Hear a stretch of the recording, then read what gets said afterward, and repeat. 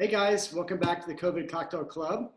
Hope you guys had a fun time with the New York Sour yesterday. Looking forward to seeing some great pictures and stories around that drink. And while that one is probably a little more unusual and maybe less common for most of you, today's drink is the Margarita, a drink that I think everyone here, I'm sure, has had many, many times, many different versions. And it can be a lot of fun and really easy to make at home. But I think you'll find, if you're like Ricey and myself, once you make it at home and use fresh ingredients and really clean ingredients, you're gonna find that ones you order in restaurants that you used to love, you're gonna find to be too sweet. So we're gonna go through the core recipe of a margarita today, so you can know how to make it yourself, but we're also gonna do something a little bit different. And today, Ricey is gonna make a version that's sort of her favorite. I'm gonna make a version that's mine. We don't know what each other's making, so it'll be a kind of a surprise to both of us. But we're also gonna touch on some various riffs that you can do, as we often do, bringing things in from the kitchen, and other things in your bar that you can mix in, so you can make 20 different kinds of margaritas all very easily. So before we dig in, I want to talk to you guys about tequila, because I know there's lots of questions out there. There's three sort of core tequilas that you could find out there. There's Blanco, which is a silver. There's Reposado, and there's Añejo. To keep things really short and sweet, Blanco is what we're going to be focusing on today, and really in most margaritas, it's really the sort of the core tequila to use. It's aged for typically less than 2 months.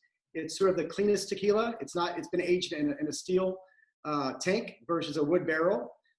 When you jump into the Reposados, which is my favorite for sipping, it's aging in either an American or French barrel, wood barrel, and it's aging for up to a year. So it has more of a kind of a caramel, both flavor and color. It's a little more kind of woodsy. It just has a more distinct flavor profile that it takes from the wood, the tannins in the wood. And then of course you have Añejo, which is sort of a step beyond that. Añejo starts at a year and can go up to 3 years. So I will tell you that the Añejo is really just taking the Reposado a step further. It's going to be even darker. It's just a matter of age, really, and how long it ages for. But the other interesting thing about it is the longer it ages, the more expensive it tends to be. So you also don't use the Añejo for that reason as well, because when you're mixing, you don't need such strong flavors in your tequila, nor do you need such an expensive ingredient to mix with. Right, exactly. And really, something like this Espolón, which is one of our favorite sort of house tequilas, we call it, or our well tequila in our bars, is great for margaritas, not so great to sip or shoot. But for margaritas, it's a great base tequila, okay? And really, when you talk about margaritas are essentially, it's just a sour. So we've done a whiskey sour. We did a riff on a couple of sours last week, and really at its core, it's really just a sour. And when you're thinking about ratios and how to make sours, essentially it's a 2-1-1 ratio when you make any kind of sour. And again, you can always make things more tart, less tart, more sweet, less sweet, but always think of things as 2-1-1. So 2 with your strong or your spirit. So whether it's tequila, gin, vodka, bourbon, rum, what have you. In this case, obviously tequila, or in Ricey's case, probably a mezcal, I'm guessing, by her bar. And then you have your 1-to-1 of, in some cases, a simple syrup. When it's a margarita, it's actually agave nectar, we prefer. And then, of course, your sour. So in this form, at least for me, it's lime juice. Ricey may have a different type of citrus she's going to use today. So just remember, 2-1-1, and you really can't go wrong from there. The one sort of variation that you're going to see a lot of restaurants that I would tell you to avoid is when you order one in a restaurant, ask if they use sweet and sour mix. Almost any restaurant out there that has sort of a house rocks, or definitely a house frozen margarita, it's going to have that powdery, very artificial, sweet and sour mix that is cheap, it's easy to make, but it's really sweet, really, really tart, and it tastes artificial. You're not going to see any of that in our bar and in our recipes. Because it is artificial. Well, it is, exactly. Because it is. So it's really gross. I mean, you really, really, really want to stick to your fresh citrus juices and avoid mix. Right. Some people do like to use triple sec. Nothing wrong with triple sec. I can see a few on Ricey's bar there. Rice, you want to speak to triple sec and the sort of pros and cons of it? When a recipe calls for triple sec, really all it is telling you to do is add a little bit of an orange liqueur. So there's so many different options that you could do. I don't think either of us are probably going to add a triple sec today in our margaritas, but you certainly can. If you want a sweeter version, these are things you may have laying around the house. I'm pretty sure I stole this from my dad's pantry last time I was visiting. A Grand Marnier is a super sweet way to go. But if you like your margarita sweet, add a little bit of that. Cointreau is certainly something a lot of you have laying around. You can add a touch of that. So this one's more of one of those overused terms. This is more like an artisan dry curacao. You're not going to see it in most restaurants, but it's more of like a small batch, if you will. It's less common, but I think it's a really cool bottle. It's also less syrupy than your classic triple secs. And then I have a couple other small ones that are based here in Texas. This is Paula's, and they do a grapefruit and an orange. They actually make a lemon as well, but for a margarita, I wouldn't recommend that. But you could do an orange or a grapefruit Paula's. So, the beauty of making a margarita, like a lot of the drinks that we've been talking about over the last week or so, is that, again, with a no rules approach, it's really about what you like. Certainly, we're going to try to steer you away from things like sweet and sour mix, just because we do think it takes away from the spirit of the drink. But you're going to see that we have all kinds of things that you guys may already have already. You may want to introduce to your bar that fit the flavor profile that you personally like. I even brought out, I have an Amaretto Liqueur, so you can make an Italian margarita, which is basically just adding to Amaretto. I have a Domaine de Canton if you want to add ginger. So Ricey's got a few different things there as well. Yeah, another really good ginger. This is from some really nice people in Brooklyn, New York. This is a Barrow's Intense ginger. This is a really nice ginger if you like it to taste like real ginger and less sweet. He's just very genuinely ginger. A couple of good ways to make him spicier or more vegetal and more earthy would be an ancho reyes, which some of you have, I think, already probably. And he's like an ancho chili. This one is a sun-dried version, and it's delicious. It makes everything just a little bit spicier, but smoky. Yeah, it's more of like an earthy spicy, not like a, oh my God, spicy. I also have, and I may be pulling this out later, an ancho reyes verde, which is also a poblano pepper, but the green chili version. He is absolutely delicious. So I may be using him later on today. I will point out also with both of those ancho spirits there, I think they've done a really good job, because there's a lot of brands out there that have done various infused or flavored vodkas, flavored rums, what have you, and they taste, again, artificial. These two, both of these at Ricey Ezra, they taste real. They taste authentic. It doesn't taste like they just forced it in there with some sweetener. And I do think they're great, both in margaritas as well as multiple recipes that we can talk about in the coming weeks where you can introduce that to your bar. Yeah, because they're not flavored with it. They're actually made with it. Right. So, I mean, they're made from that ingredient. So that's right. Fantastic. Yeah. Right. So let's dig in. Ricey surprise. I'm putting egg white in my margarita. Not surprised. But I'm keeping the actual recipe really pure. So I'm just doing 2-1-1. 2 ounces of Espolón tequila, 1 ounce of lime, and 1 ounce of agave. But as Ricey mentioned last week, whenever you add egg white, you do want to get that in early, do a dry shake. So I'm going to start that process now. He doesn't want to screw it up like I did. We'll try not to.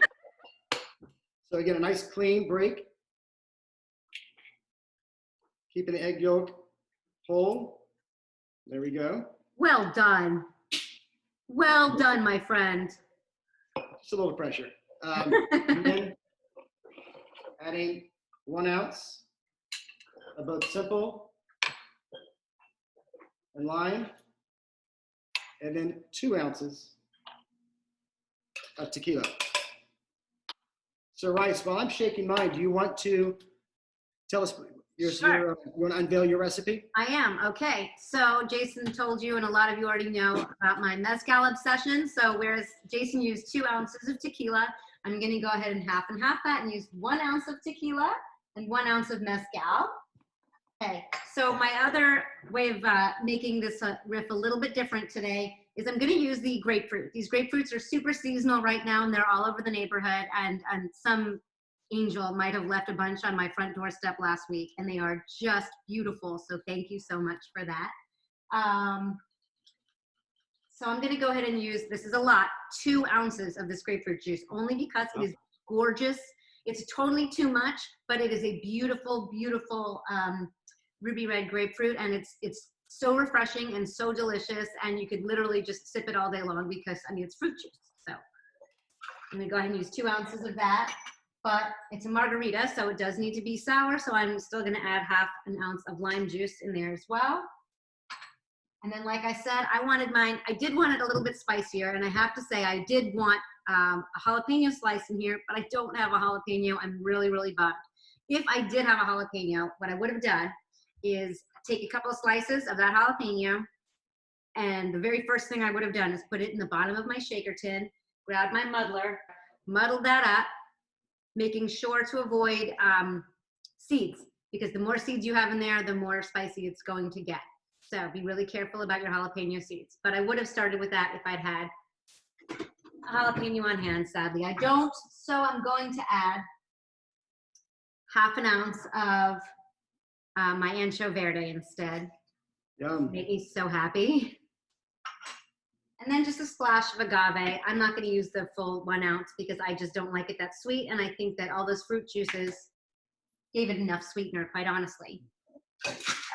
I do want to touch on one thing before you start shaking, Rice, that I think she made a really good point about, and this is, again, sort of trial and error, is when you think about sweeteners, if you are going to introduce, a Grand Marnier or Cointreau like Ricey has, or one of the Paulas or any of these, or a lot of or more juice than typical, account for that sweetness. So you may want to then peel back the amount of agave you add. Unless you like it sweeter, then you add more. So it's just, again, trial and error. So it's a good thing to sort of practice because you can just have more and more margaritas. But I think eventually— Honestly, you guys, when it comes to sweetness, I've totally done this before where I've made it, I've strained it out, I've had a sip and said, wow, that's not sweet enough, that's too sour. Pour it right back in my shaker, add a little more of something sweet, and shake it again. And that's really okay. Yeah, I mean, it's a great point. Great point. Same thing with citrus, and same thing with tequila itself. I mean, worst case scenario, you add another shot of mezcal or tequila, and you now have 2 drinks. Yeah. So it's a good problem to have. Okay. All right, shall we shake? I'm gonna go ahead and shake.